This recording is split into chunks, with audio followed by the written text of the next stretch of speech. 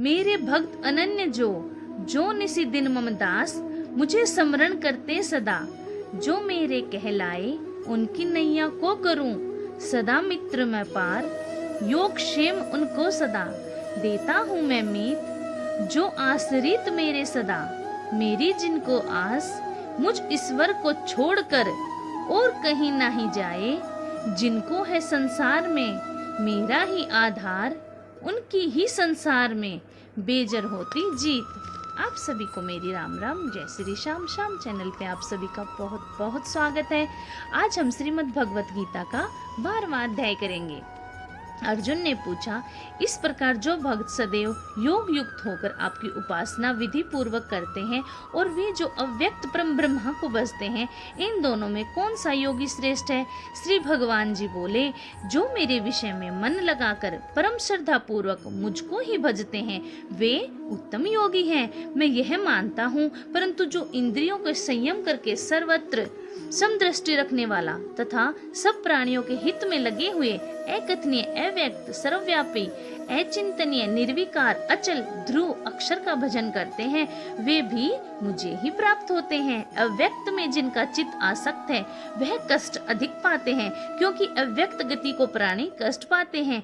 हे पार्थ, जो प्राणी अपने सब कर्मों को अर्पण करके मेरी शरण में आकर अनन्य भक्ति से मेरा ध्यान करते हैं और पूजन करते हैं, उन शरण में आए हुए भक्तों को मैं थोड़े समय में ही मृत्यु संसार से उद्धार कर देता हूँ।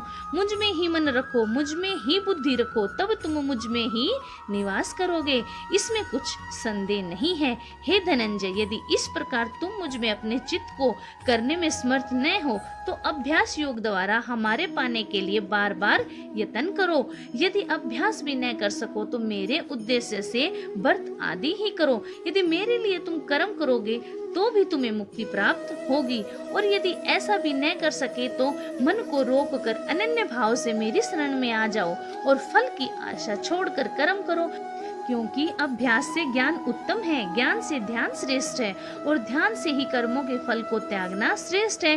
त्याग से शांति प्राप्त होती है। जो किसी से द्वेष नहीं करता सबका मित्र है, दयाधारी है, ममता और अहंकार जिसमें नहीं है, सुख दुख को जो समान जानता है, क्षमावान है, संतोषी है, स्थिर चित्त से इंद्रियों को वश में रखता है, दृढ़ निश्चयवान है, मुझ में अपने मन और बुद्धि को लगाए हुए है, ऐसा मेरा भक्त मुझे प्रिय है। जिसे न लोगों का भय है न लोगों से डरता है, ऐसा जो हर्ष, ईर्ष्या, दूसरों के भय और विषाद से रहित है, वह मेरा प्रिय है। जो कुछ मिले उसी में संतुष्ट, पवित्र, पक्ष, निष्पक्ष, दुख रहित, फल की आशा त्याग कर करने वाला, ऐसा जो मेरा भक्त है वह मुझे अत्यंत प्रिय है।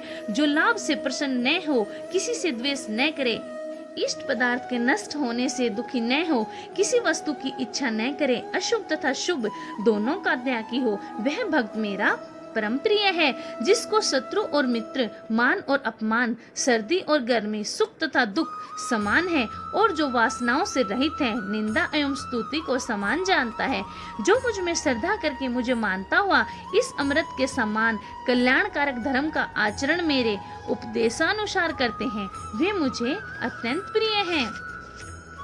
12वें अध्याय का महात्म्य। दक्षिण देश में एक सुखानंद नाम का राजा रहता था, जिसके नगर में एक अत्यंत लंपट रहता था।